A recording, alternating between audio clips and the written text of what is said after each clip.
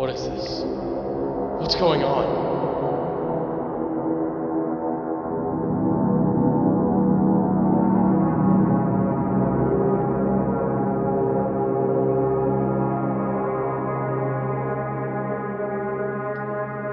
Where the hell am I? How did I get here? Think. What happened? Remember what happened? Oh, I can't think. I can't even think of my damn name. Who am I?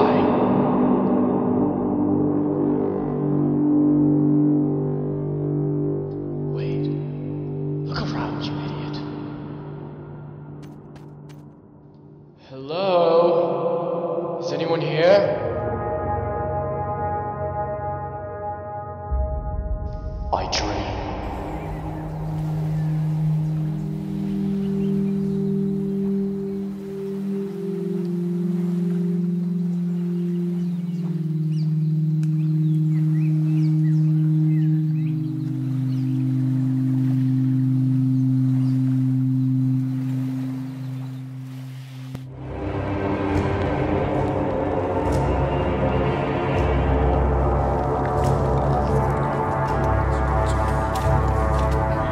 Your ignorance has led to your demise, and now you must suffer.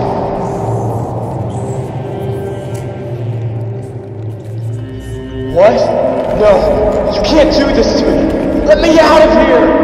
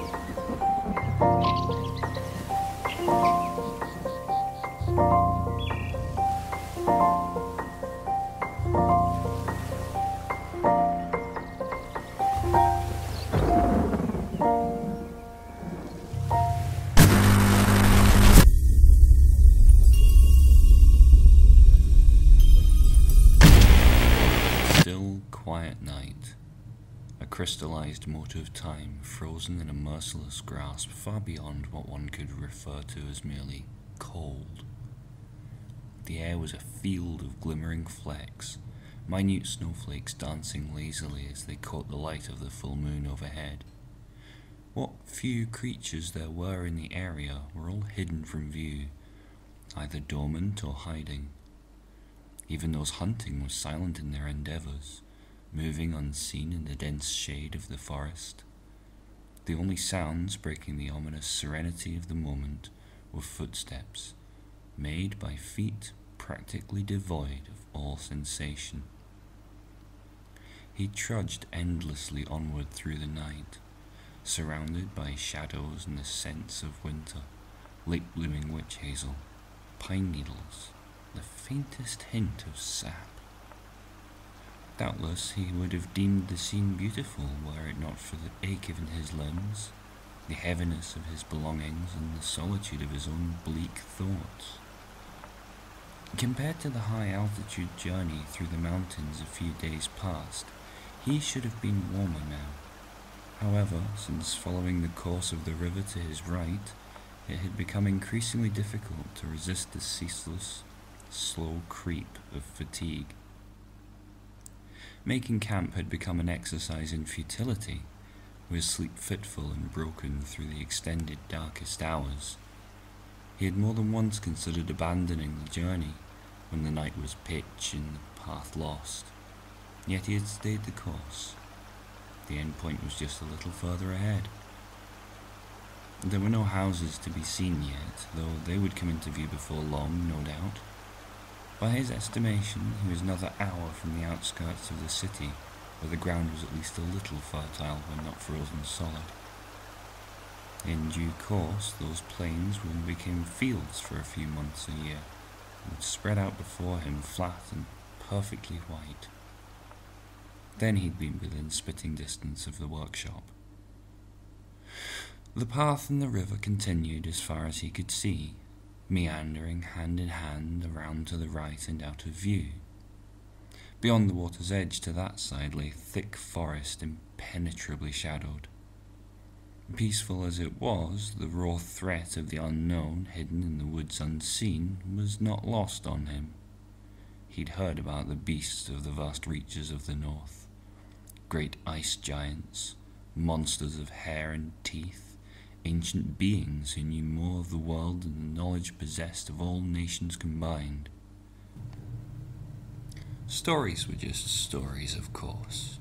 There was no beast covered in rough hair waiting to snatch a babe from a mother's bosom, no behemoths crusted with ice waiting from the horizon.